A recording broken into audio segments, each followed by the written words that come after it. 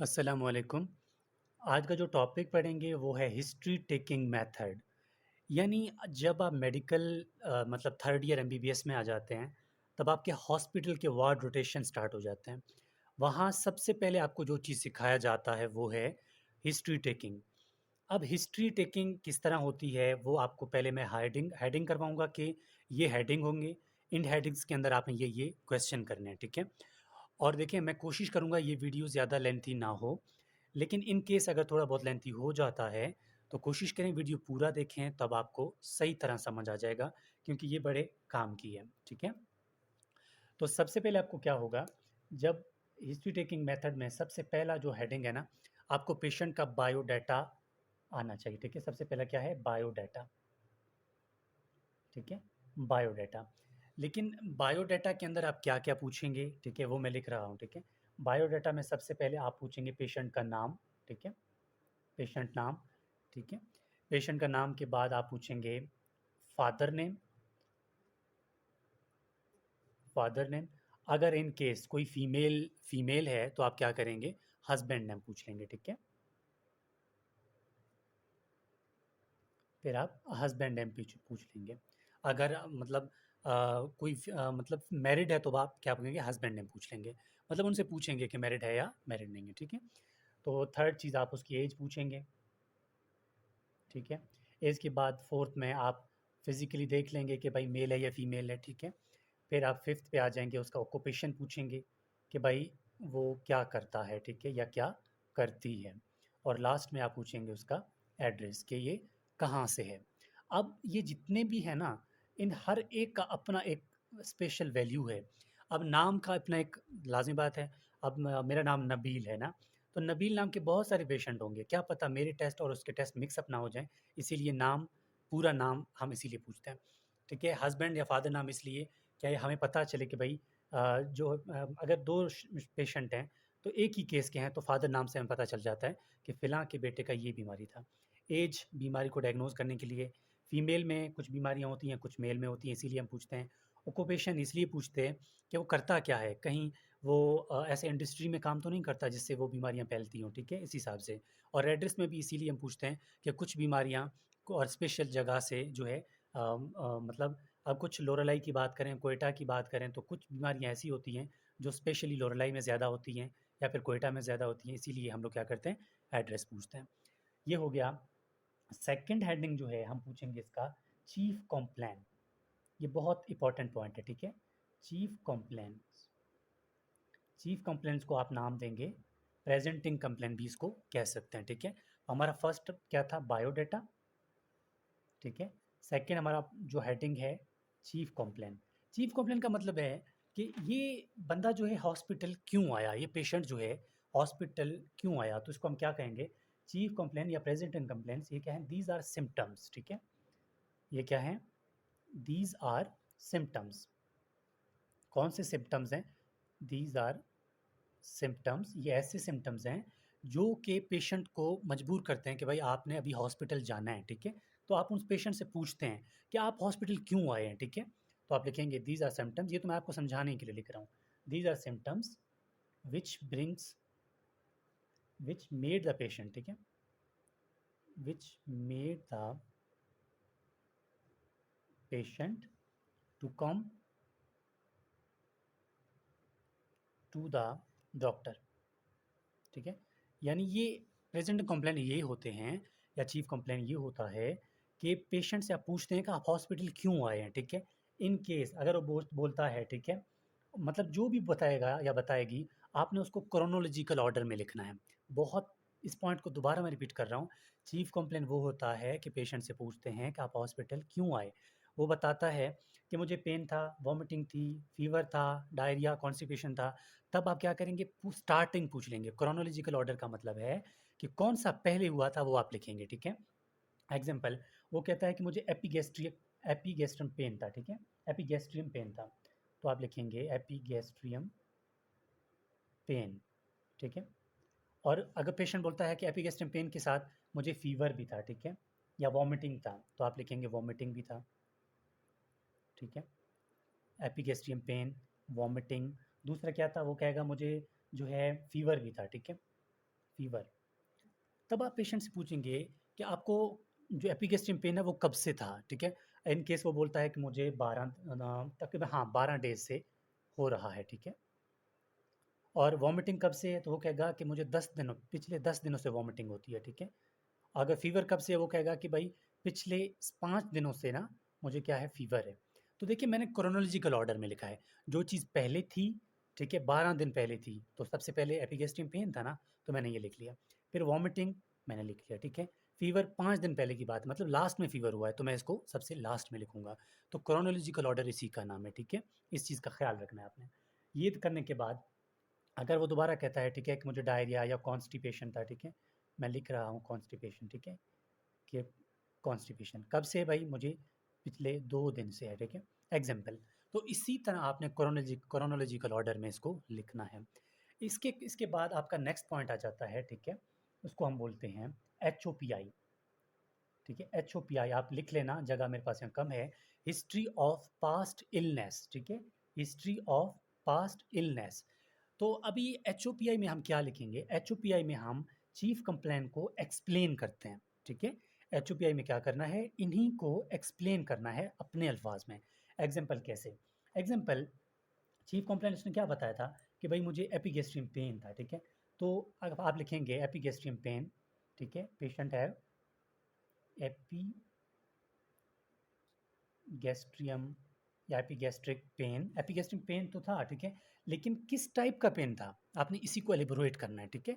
किस टाइप का पेन था, तो आप पूछेंगे पेशेंट से कि भाई आपके पास पेन जो था उसकी इंटेंसिटी क्या थी, ठीक है, शिद्दत उसकी क्या थी, ठीक है, ज़्यादा था, कम था, थोड़ा सा था, कभी होता था, कभी नहीं होता था, वो पूछना है, ठीक है। और आपने पूछना है कि ये पेन जो है दिन को ज़्यादा होती थी या नाइट को ज़्यादा होती थी, ठीक है, ये पॉइंट्स आपने लिखना है, ठीक है। दिन को था या नाइट को ज़्यादा था, तो ये भी देखना है आपने। पेन के बहुत सारे क्वेश्चंस हैं, फिर आप पूछेंगे कि भाई आप जो पेन था, पेन का करेक्टर क्या था, ठीक है, पेन करेक्टर। देखें अभी तक सिर्फ मैं एपिगैस्ट्रियम पेन की बात कर रहा हूँ, वॉमिटिंग फीवर कॉन्स्टिपेशन तक मैं आया ही नहीं हूँ। HOPI में इससे इन्हीं चीज़ों को मोर एलेबोरेट करना है, ठीक है। पेन करेक्टर क्या थी, पेन करेक्टर से मुराद स्टब बर्निंग पेन थी, ठीक है, आप पूछेंगे उसे बर्निंग थी या नहीं थी, ठीक है, बर्निंग पेन थी या नहीं थी, स्टैबिंग थी या नहीं थी, ठीक है, स्टैबिंग पेन थी या नहीं थी, ठीक है, शार्प पेन था या नहीं था, ठीक है। तो आपने इसी तरह इन्हीं के क्वेश्चन से करना है, ठीक है। ये फिर आपने उसके साथ जो पेशेंट बोलेगा उसके साथ इसको हेडिंग करते जाना है। और सेम इसी तरह फिर आप पूछेंगे, ये अपने एपिगैस्ट्रिक पेन का पूछ लिया, तो फिर आप वॉमिटिंग का पूछेंगे हेडिंग देके, ठीक है, वॉमिटिंग HOPI में। तो वॉमिटिंग में आप क्या पूछेंगे, वॉमिटिंग के अपने क्वेश्चंस हैं, आप उसे पूछेंगे कि आपकी की जो वॉमिटिंग है उनका कलर क्या था, ठीक है, कलर किस टाइप का था। और आप इसे पूछेंगे क्या आपके जो वॉमिटिंग है उसमें ब्लड तो नहीं था, उसको क्या बोलेंगे, ठीक है, हीमाटोमेसिस, इसको क्या बोलेंगे, हीमाटीमेसिस। क्या आपकी जो ब्लड है, वॉमिटिंग है, उसमें ब्लड तो नहीं था, हीमाटेसिस था या नहीं था, प्रेजेंट या एब्सेंट, वो आप लिख लेंगे, ठीक है। फिर आपसे पूछेंगे कि आपके जो वॉमिटिंग है इनकी फ्रिक्वेंसी क्या थी, यानी कम कम था या ज़्यादा था, ठीक है, कम था या ज़्यादा था, मतलब ज़्यादा उल्टियाँ कर रहे थे या थोड़ा सा कर रहे थे, तो वो आप साथ साथ लिखेंगे, ठीक है। फिर अगर मैं बात करूँ फीवर की, ठीक है, तो फीवर, ठीक है, फीवर में आप किस तरह करेंगे, ठीक है।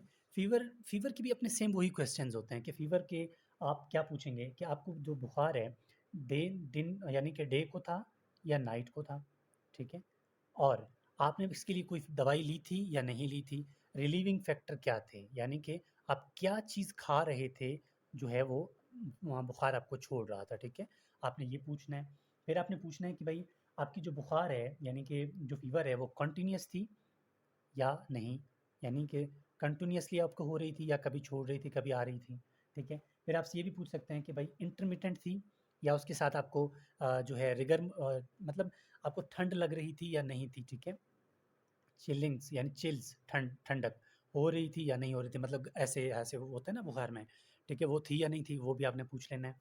तो ये आप क्वेश्चन इसमें पूछेंगे फीवर में, ठीक है। सेम इसी तरह कॉन्स्टिपेशन में आप पूछेंगे कि आपको बुखार मतलब कॉन्स्टिपेशन के बाद आपका जो है भूख लगती थी या नहीं लगती थी, कोई और पेन था या नहीं था, ठीक है। तो ये क्वेश्चन हो गए हमारे HOPI के। अभी तक 3 हेडिंग होते हैं, ठीक हो गया, ठीक है। तो अब चौथा हेडिंग क्या है आपका, चौथा हेडिंग आपका है, आप पूछ लेंगे उससे सिस्टेमिक इंक्वायरी, ठीक है, सिस्टेमिक इंक्वायरी, सिस्टेमिक इंक्वायरी, ठीक है। सिस्टेमिक इंक्वायरी में आप क्या पूछेंगे, आप सिस्टम्स के बारे में क्वेश्चन करेंगे, ठीक है। सिस्टमिक इंक्वायरी में आप सिस्टम्स के बारे में क्वेश्चन करेंगे कि सिस्टमिक इंक्वायरी में हम क्या पूछते हैं कि हम इन सिस्टम्स के बारे में पूछते हैं, ठीक है। वीडियो लेंथी बन रही है, इसको मैं पार्ट 1 का नाम देने दूंगा क्योंकि ये बहुत ज़्यादा लंबी हो जाएगी। सिस्टमिक इंक्वायरी में आप क्या पूछेंगे, सिस्टम के बारे में, सीएनएस के बारे में पूछेंगे कि सीएनएस के क्या क्या क्वेश्चंस हैं, पेन है नहीं है, ठीक है, रात नींद आती है नहीं आती है, मतलब वो नेक्स्ट पार्ट में देख लेंगे, ठीक है। सीएनएस का पूछेंगे, सीएनएस के बाद नीचे आप आएंगे आपको थॉरेक्स मिलेगा, तो आप रेस्पिरेटरी सिस्टम की के क्वेश्चंस पूछेंगे, ठीक है, कि आपको ब्रेथ शॉर्टनेस ऑफ ब्रेथिंग है नहीं है, ठीक है, किस तरह है वो, मतलब वो पूछेंगे। फिर आप आएंगे जीआईटी पे, ठीक है, कि आपको भूख लगती है नहीं लगती है, आपको आपका खाना जो है किस तरह है, ज़्यादा खाते हैं कम खाते हैं, या फिर आप जो है खाना खाने के बाद आपकी दिल ख़राब तो नहीं होता, वो चीज़ें, ठीक है। उसके बाद जीआईटी के बाद आप क्या पूछेंगे, यूरिनरी ट्रैक्ट के बारे में, ठीक है, यूरिनरी ट्रैक्ट, यानी आपकी बर्निंग मिक्चुरेशन है या क्लियर मिक्चुरेशन है, उसके बाद आपके किडनी में कोई पेन है नहीं है, वो आप सारा लिखेंगे, ठीक है। उसके बाद आप यूरिनरी ट्रैक्ट के बाद आप कहाँ पर आएंगे, ठीक है, आप आएंगे एंडोक्राइन पे, ठीक है, एंडोक्राइन, एंडोक्राइन के क्वेश्चन करेंगे कि भाई आपको पोलीफेजिया है, पोलीडिप्सिया है या नहीं है, ठीक है, वो करेंगे आप। वो करने के बाद आप ये मतलब इनके हर एक के क्वेश्चन करने के बाद आप आएंगे नंबर 5, मैं आपको मेन हेडिंग्स बता देता हूँ, फिर हम नेक्स्ट पार्ट में इसको सीएनएस के सिस्टमिक इंक्वायरी से स्टार्ट करेंगे।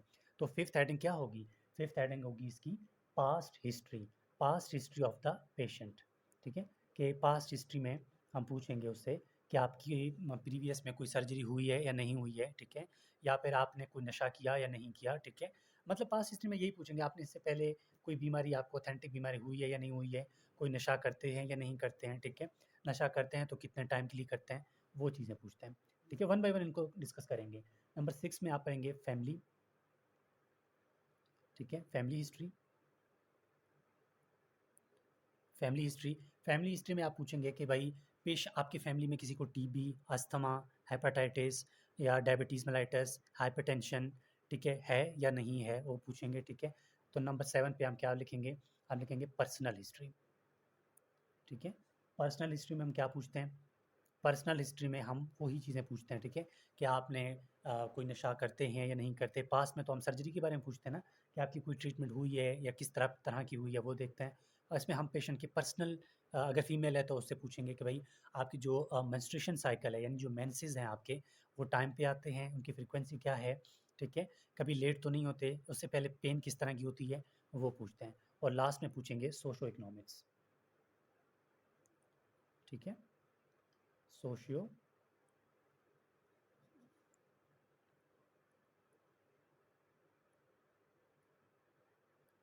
सोशो इकोनॉमिक्स, सोशो इकोनॉमिक्स इसलिए पूछते हैं कि पेशेंट जो है किस फैमिली से है, अगर हम देखते हैं कि भाई ये मिडिल क्लास फैमिली है, कोई विलेज गाँव से है, तो हम उसी के मुताबिक उसको महंगी दवाइयाँ नहीं लिखेंगे, ताकि जो पेशेंट है उसको खरीद सके, तो उसको नॉर्मल दवाइयाँ देंगे, ठीक है।